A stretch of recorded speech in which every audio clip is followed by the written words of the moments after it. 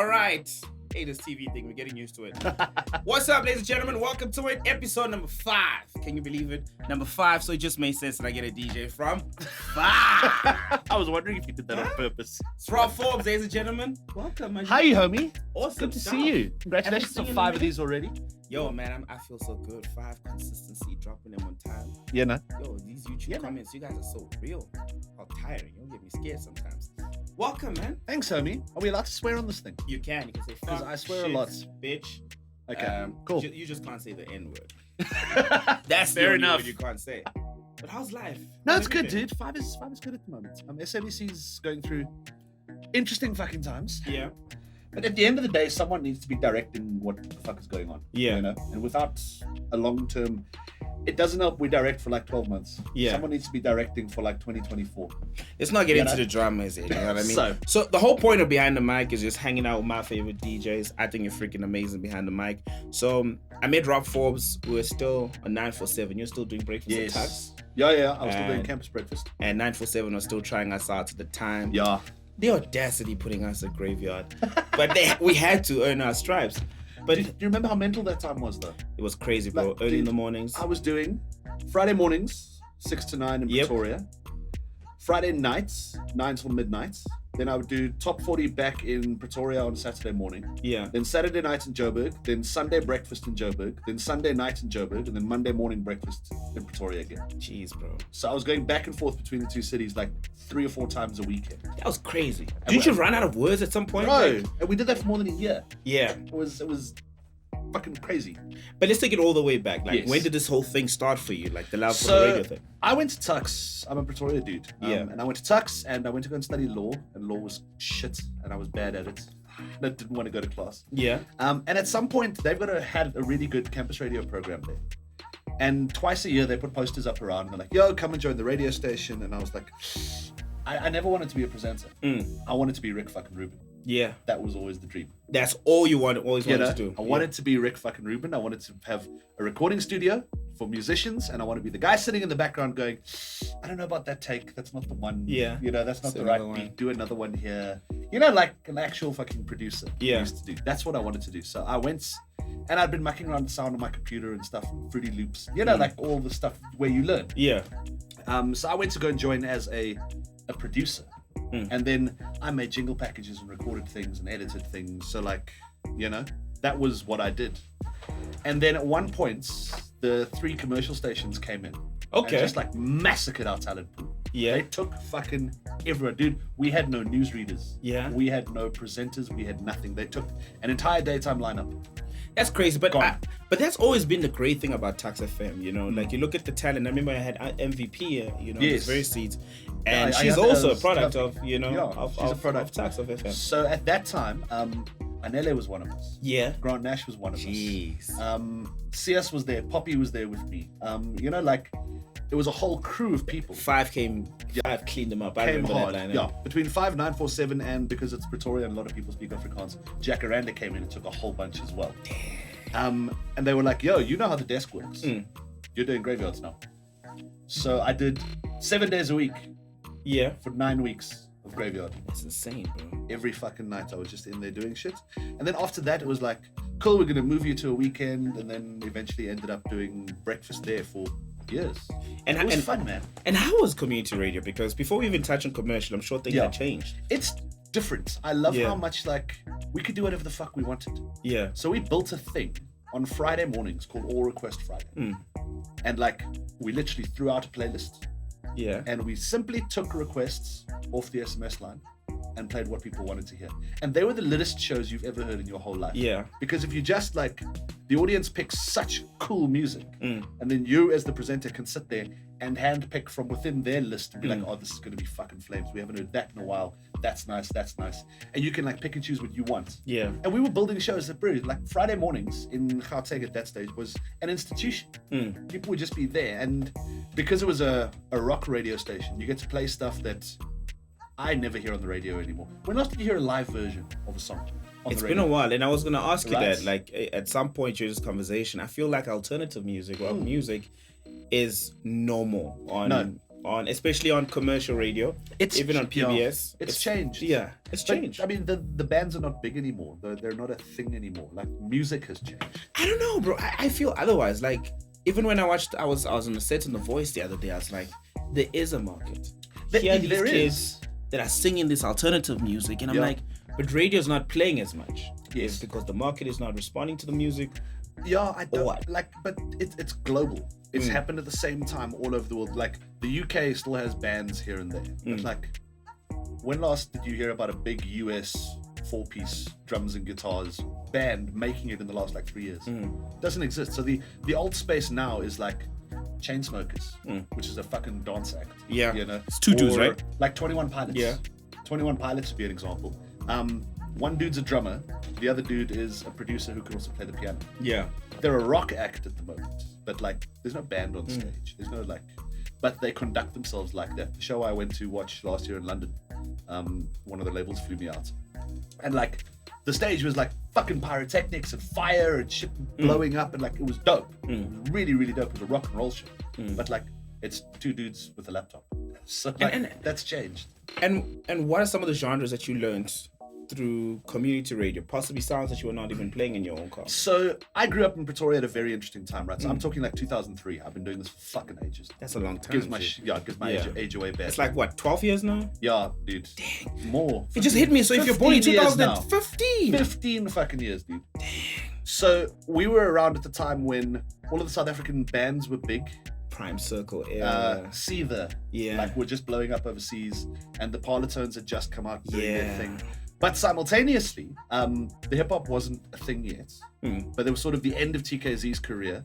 So we were bumping that shit around. It was fun. And then it was at the peak of like Church Grooves. You know, like, those albums were dropping. Yes, I remember going to like our favorite bar in Pretoria, had a Mosquitoes Church Grooves party. And it was the first time that I was like, yo, motherfucker spinning house records on vinyl. Yeah. And then like, we went to the record shops and we bought some of the vinyls, and then my mate bought SLs, and then we learned to like, you know, spin there. We started having parties, and it was just fucking cool. But it was a nice like space at the time for music. It was just, everything was available and everyone was into everything. So if you wanted to go dancing on the weekend to house music, you could. If you wanted to go to a rock gig, you could. If you wanted to go to a jazzy kind of thing, you could. The nice thing in the last 10 years has been like how well hip hop has done. Yeah. It's become like proper. It's become like a proper industry, if we can use that term right now. It always was like, I mean, there were always the OGs who were making stuff. It was never on this level. You bring up another angle that I haven't really spoken about with most jocks on how I feel like some artists don't really understand the importance of the radio DJ. Yeah. Because now they have the power in their hands. They feel like, oh man, I don't need this DJ. Got this Twitter, got the SoundCloud, put my thing we can do what we want. Yeah. It's also kind of like changed with us. I don't feel like I need artists. I'm not really interested in doing artist interviews on my show, because most, and I'm sorry to say it, but like, most artists have nothing to say. You know, there's artists that come through for an interview and it feels like you milking a rock. Yes. Because number one, they don't want to talk. They don't want to reveal anything that's possibly new to their fans. And I'm like, why are you here doing promo if you don't want to promote yourself? Like, tell me a fucking story. Come with a story. You know, just tell me a thing. And so artists have taken that power back. So from a radio perspective, I've just gone like, well, cool, I'm gonna create content. You know, I don't need you to create my content. So now I plan that even if people are coming in, you know, we have content that needs to happen with those people. So you're gonna add to what I'm doing already. But like, you know, what I've always appreciated is the fact that we all have our own ways of sourcing out content. Some people live their best lives, bring it on the radio. Some people about research and freaking stats. Hate that shit. You know, how do you go about putting together your own content? So, I mean, originally Campus Radio, we did breakfast kind of stuff. Breakfast is very content heavy and current affairs heavy and so on. And then when I went to 5, Rob Vember used to do the show after me. Yeah. And Rob was kind of newsy. And Gareth did the show before me, and everyone knows what Gareth's, you know, his vibe was. So I came in and the instruction was, you will never do anything current. Wow. That was my instruction, was like, you will not use current affairs. You will not lean on anything that's going on in the world. Make other stuff. And that instruction coming from like a breakfast radio space, dude, was fucking hard. Because that's what you know. Yeah, it took me like 3 years just to work out what the instruction meant. Like 3 fucking years of creating, and now it's like games and how you interact with them and how we bring listeners into what we're doing, and what you talk about and how you talk about it. Yeah. So we've like everything we do is a game. Everything we do is fun, and it's, you know, very like formatted. It's very like bullet pointy. You know, we're gonna do haha that's funny next, haha that's funny next, haha that's. Now, the more you say that, I'm thinking of your lunch show right now. Yes. Pretty much that's it. That's exactly it. You know what I mean? It's listener-driven radio in a sense of the music features, liar. Yes. You know, we create, and it's always storytelling stuff. Yeah. Storytelling is so the most. cool. It's the most important thing on radio. That's But at the same time, don't you feel like that made you? Probably right now you feel like you just want a new challenge. Look, I mean, if someone turns around and changes the mandate of the show, it would be an interesting challenge to wrap your head around. But it's also not a challenge I'm bored of yet. Okay. Like, if you create like the fun content for Ellen, not the games, the fun stuff, or if you're creating ideas for like late night TV shows, like the Jimmy Fallons, or you know, those kind of things. I feel you. There's a lot of space to play with, and there's a lot of new ideas you can come up with. So like, I don't know if you've seen Tiny Desk. No, never. It's basically like a recording studio somewhere, and they get a famous as fuck band. Yeah. And they like play one of their songs on like children's Fisher-Price instruments. That is crazy. Like, it's dope as fuck. Yeah, that's But you crazy. can do all of that kind of stuff, and there's like an endless world of fun content you can create without me having to go, did you see what was in the news today? Fuck off. Other people are going to do what's in the news. Let talk radio do what's in the news. Like, let's have fun. I like that. Create a sense of identity, because that's what I feel like some jocks have not figured out, in the sense of what do I stand for? What is my voice about more than anything else? So you end up rambling and talking about a whole lot of shit. What is it you care about, and why do you care about it? That is so You true. know? And you have to have heart in what you do. Like, you know, as part of the radio, you have to do things that makes people feel a certain way. Yeah. Like, if you can create feelings in other people, that's the fucking gold. That's what we do. And the best way to do that is to tell stories and so be true. relatable. So like, I don't get jocks who are like, bro, I'm so special, I'm so cool. Or like, you put on a thing for what you are representing. Like, it's bullshit. Or you come on the radio and you make your listener feel like they're right there, and you hear, Fuck so off. you're talking all over. Never in a million years. Yeah. It Like, never makes sense. You're a bad radio presenter, dude. That You're is so a bad true. radio presenter. And when we talk about joining 947, I remember while you were at 947, and then 5, there was a time where, so 5 took 947 jocks, and 947 took 5FM jocks. And I know you were at some point in a mix of that. Yeah, there's always a little How was that coaching experience? session going on. So like, there was no one, I knew what I wanted. When I left campus radio, I was like, I'm not going to leave too early, and I'm not going to take another job. I want a show. I want to present a fucking show. I'm not going to go and join someone else's team as the sports guy or the traffic guy or the whatever. I want my own thing. Fuck that noise, and I'll wait for it. Yeah. That was my decision early on. I'm going to wait for my own show. So then 947 was the only place they needed swing jocks and overnights and stuff. Yeah. But it was a show. It wasn't something else. So I went there and started there and did like 18 odd months. I mean, you and I overlapped for like a year. Yeah. In the middle of the fucking night. That was in so Sandton. crazy, bro. It was nuts. Yeah. And then eventually, because there was no one leaving 5, that daytime lineup, it was Gareth and Sasha, who'd been there as long as I can remember. 9 to 12, and then November, and then Fresh. Yeah. Like, those people aren't going anywhere, and those were the shows I wanted. So I waited and waited and waited, and eventually Sasha moved on, and then there was this 9 to 12 show, and that's when I jumped. I was like, fuck it, that's the show I want. Yeah. And so I messaged the program manager, and she was like, we've been waiting for you to get in touch. You know, what's taking you so fucking long? Yeah. And then initially I was going to doubleheader as someone else's sidekick. Okay. And the instruction was, these are the 3 people we're looking at. Go and record demos with all of them. Find your own studios around Joburg. And don't tell any of them that you're recording with other people. What? Like a fucking spy, dude. I had to go and record like demo shows with people and not tell them I was recording with other people. Jeez, it's like ACDC puts out these weird instructions, bro. Bro, it's real. That's so crazy. And how was that? It was interesting. It was weird because these are all people you don't know. Like, or I hadn't necessarily even listened to. Now you have to like find a rapport with someone and create a thing on the fly and both come with content ideas while we're waiting to use a recording studio which is already booked. You know, like it was fucked up. So we did that, and they went through all the material.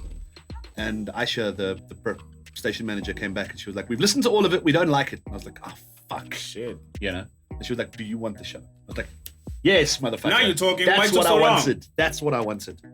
Yeah. And then what was different? Because you've been working on community radio, then you moved over to regional. Oh, dude. I'm sure the mindset was totally national different. Is national. Terrifying. Why? It's terrifying, man. It's just like, it's so big. When you get there for the first time, you realize how fucking big it is. Like, instantly.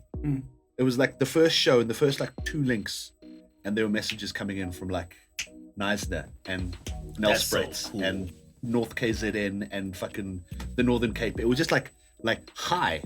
Just this massive voice being like, we see you. Yeah. And you're like, oh shit.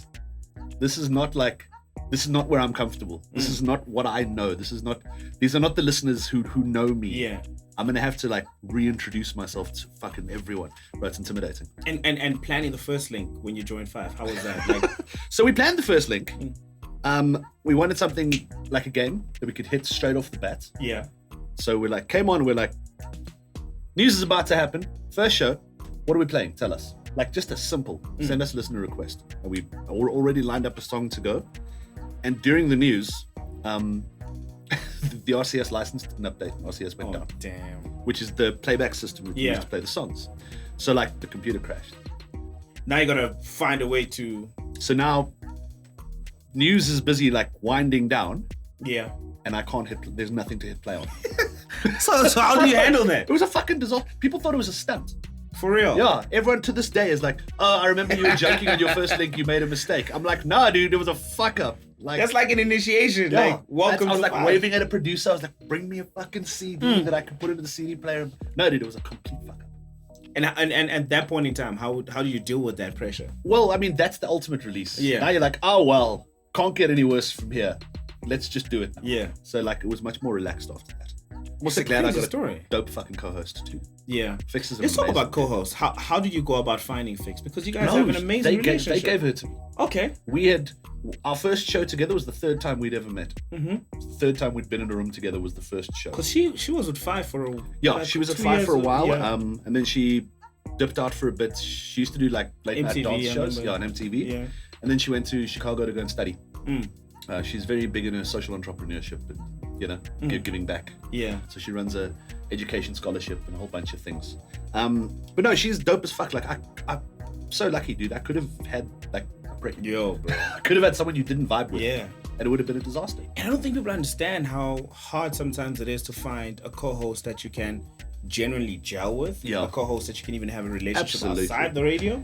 You need to have the relationship, be able to have a relationship outside the radio.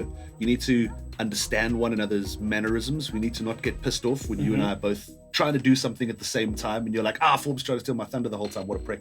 Like, that needs to not happen. And then we just need to have a fucking rapport. Yeah. So that like when I'm talking, you're not talking. When you have an idea, I can let you run with it and then come back. You know, like some people are control freaks. That is so true. You know, I love the fact that we just spoke about co-hosts and everything, and this just now brings your colleagues, you know, 5. What would you say the status of the platform is like right now, from the outside, not even before you get on the inside?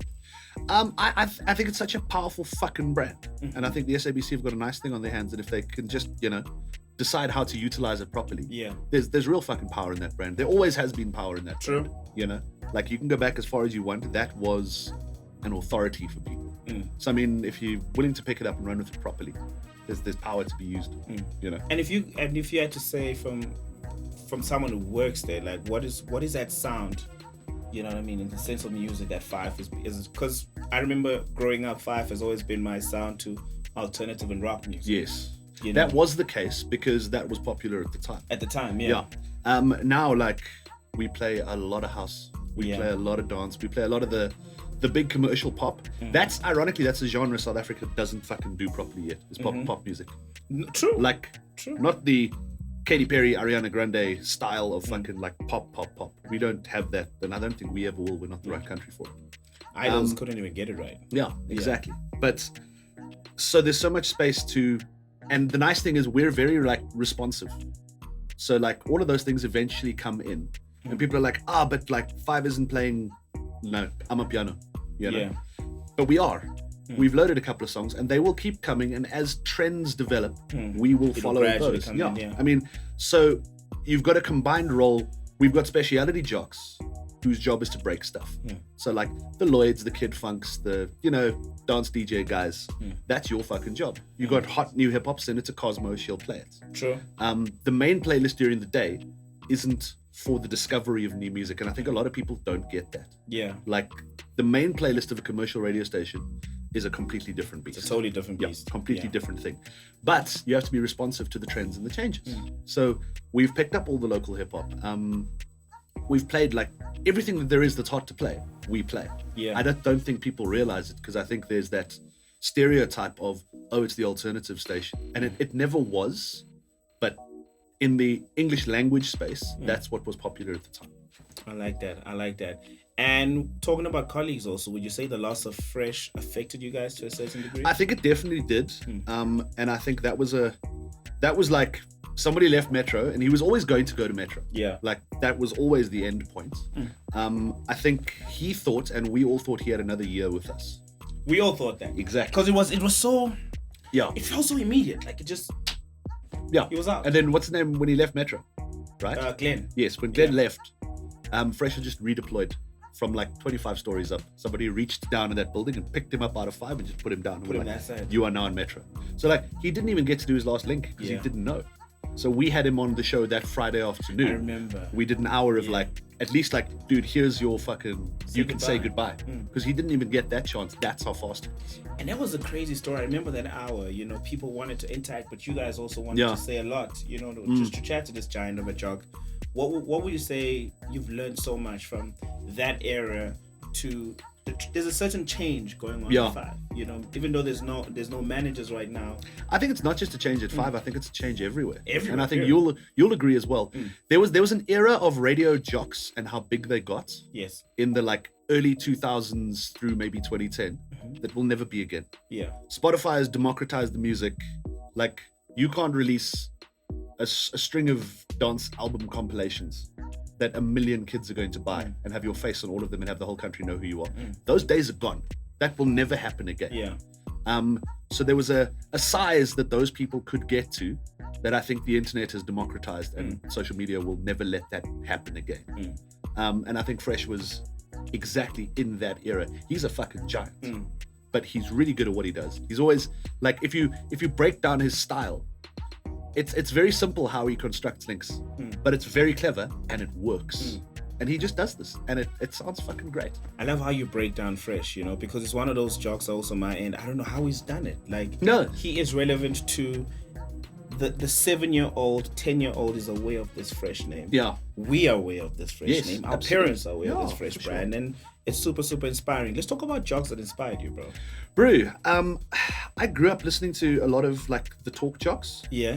And then a lot of music jocks in different spaces, individual shows. I wasn't a Radiohead when I was little. So it's not like I grew, because I didn't want to be on the radio. Okay. So I never got inspiration from like, oh, I wish one day I could present like him. There was never a thought in my head. So I just like took what people did well. So like, what is tight and what makes sense. You can hear when a jock is talking shit. And when they're rambling. Yes. Or they open a mic running their mouths. Reason. Yeah. Whereas like Fresh doesn't do that. You can hear like Fresh construct a link. He's going to tell you a story, a short story. He's going to ask you a question based on that story. Then he's going to come with a tale and some facts about the story. And then he's going to come back and see what everyone else thinks about the story and use that as a payoff line. It's a nice, simple way to construct a link. Yeah. But it fucking works. And that's what people don't understand. The bones of a link will always be crucial. Yes, absolutely. Some people just come through and they freaking just talk. I'm like, but there's no link there. And like, what we do for a living is not just talking. Yeah. Like, it really isn't. People must stop undermining what we do. It's tiring. And so literally this is going to be the shortest episode because Rob's got to go do I have to go and do a show. It's my bad. And I'm sorry. This is also the only sober episode. Because it's got to be on the radio. Because I've got to be on the radio. So shout out one tap to Rob. But let me ask you this question. Yeah. Do you think we'll ever... Because I've been looking around, right? And there's a sense of evolution or change. Yes. So as soon as Highveld went 947, we saw change. Like on my side, one thing I immediately noticed, it went younger. Yes. And there's not a lot of white jobs. Yes. You know what I mean? And You go to Y, we got 2 white jocks, right? Yeah. You know what I mean? So to a certain degree, it's like we're all fucking learning. You see, we learn. But you look at other stations, like, do you ever see yourself, for example, being on a Metro FM platform? I don't think Metro would take me. I don't think I've got enough profile for Metro. Yeah. Do you think it's about profile? I think part of it has to be a station that big. Do you think though they will ever get to a point where there's like a white jock? Do you see a white jock? Yeah, for sure. I think it might happen. Yeah. I think it might happen. I would for example, I wouldn't mind if I left 5. If I weren't necessarily going to go back to the music space, because like talk radio is something at the end of our careers. I think everyone wants to do a little of. I don't want to admit it right now. But you do. It's a true story. It's a true story. I mean, this is why we're having these conversations. That's true. Because you give a fuck. That's true. Like I would dig to like try my hand somewhere like Kaya. Yeah. You know? That would be, because when David joined Kaya, it was like, what the fuck? Yes. Yeah, they came out of nowhere. But I mean, that would be an interesting space to try and work in, to try and function and try and construct content in. Would you say like we still in an era where race matters with this radio for sure. shit? Absolutely. For real? Absolutely. I mean, it's always going to matter. It doesn't have to matter in a bad way. Okay. You know, like that, the perception that 5 is the white rock and roll station. Mm-hmm. It's not true. It hasn't been true for more than a decade, but it persists. And I think it's just a case of like, I don't feel like I can relate to that. So I'm not even going to try the offering and see what it sounds like. Yeah. You know, linguistically it works as well. Like if you're an English speaking person, you're generally probably not going to listen to much Jacaranda, even though like 85% of their content is in English. That stereotype that's an Afrikaans station still exists. Yeah. So I think what needs to happen is more of us need to listen to each other's shit. And I think that will not help, but like broaden everyone's opinions. You know, like I think a lot of stereotyping exists. I like that because there's certain jokes that I always hear this conversation. I'm in radio, so I don't listen to radio. I'm like, what the fuck? Yeah, you got to listen to fucking everyone. Dude. You know, I'm a radio host, so I'm literally okay, cool. Let me hear Liar Liar. Okay, Thomas is about to do this. Okay, cool. Yes. Mia Brown's about to do this. Literally, I'm everywhere. And there's a sense of curiosity what the old people are doing. And like, what has anyone else done well that I can steal? Do you? You know? Have you ever checked an idea? I jack always. overseas, bro. I jack overseas. I jack overseas. London, Australia. Yeah. I am the biggest thief. I jack less from radio than I jack from TV. Sure. I jack from late night television. Yeah. From Jimmy Fallon and from those kind of content creation ideas. Yeah. Because Liar Liar started off as a story you were telling that might or might not be true. Yeah. Which came from a British TV show. Yeah. Like, and the format of the TV show was literally a famous person reads a fact and everyone else discusses whether or not it's true. Like that's the entire fucking TV show. And that's what you guys never knew. And that's what we took and we made it a thing. 5FM listeners, now you guys know. Liar Liar is giving away our secrets here. You know, there's something about young jocks that they don't understand, in a sense of it's great to be inspired by people and programs and all these forms of content we consume, but you just gotta own it in your own way. Some people will jack. I listen to some youngins on community radio. I'm like, that's my shit. Yes. I'm like, but you could have. And also, like, I think youngins must realize, like, be you. True. I don't want you to sound like Bonang. Yep. That's not the job. What makes good radio isn't sounding like a radio link. Hi, welcome to the program. It's 2:00. Fuck off. You know, like, be you. It's like the laughs I hear. I'm like, oh gosh, Fresh, what have you started? People that laugh. I'm like, really? Yeah. You couldn't come up with your own thing. Any tip for a youngin that's about to start their own show and they honestly have no idea how to start? It doesn't fucking matter. Hours behind the mic. Yeah. Hours and hours and hours behind the mic. That is the only way you get good. This isn't a game you can practice. Like, there's no other way to get good at being on the radio. You just need to keep fucking talking on that microphone. That is so true. Wherever you can get it, whoever will give you a show, it doesn't fucking matter. Just do as many as you can. Is there any job that you want us to listen to or pay attention to that you've picked up? Like, there's something there. No, not that I can recall off the top of my head. Anyone you want to say thank you to that's helped you throughout your career? Oh man, Aisha Mohammed. She was the 5FM station manager. She took a chance. She gave me a whole fucking show, and I love her for it. Now she's headed SABC 3. Yeah. And doing well. But no, she's the one. Thank you, Aisha. Who would you like to say I'm sorry to? Ooh, that's a good fucking question. Who would you like to say I'm sorry to? I'd like to say I'm sorry to Fix, probably. No. What did you do to Fix? No, nothing. It's just, like, I didn't trust her enough early on to bring her into the show more. Okay. So she probably spent co-host sidekick longer than she needed to, because I'm a fucking control freak. So once you're in the show, I know like where I want to start the link, where I want to take the link, where I want to get out of the fucking link, exactly what I want to cover, and I want it to be tight as fuck. But how do you unlearn that, bro? Bro, it's fucking... You eventually you just have to let go. So Fixie is the apology, simply because like I should have trusted her more to do more of what she does. Yeah. To all the co-hosts, I think we're all gonna say we're sorry. It's fucking hard. It's just really that as you get into a link in your head, you have an idea. We're gonna go in like that, we're gonna turn like that, and we dunk like that. Yeah. And if it doesn't happen like that, I'm mad. Yes. Meanwhile, someone's over there going past. And you're like, I don't want... Okay. That's literally it. I feel you. This is part 1, guys. Doug, Rob Forbes on good to see you. I have to run to the show. We will do more of this later. We have to. Peace. That's part 1. Easily one of the shortest episodes. But yeah, man. Shout out one time to Rob Forbes. I honestly think he's one of the baddest on the mic. It's just a matter of time before 5 trust him with a bigger slot. But I guess now you gotta wait for Roger to.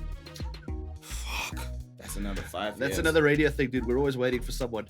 Yeah. And we're chatting with Ayanda said we gotta wait for 5 more years. Yeah. Because then we are those future legends. Yes. And if they don't take us, we're going abroad. Cheers, guys. Don't forget to subscribe. Thank you once again for watching. It's the best live TV. Boom.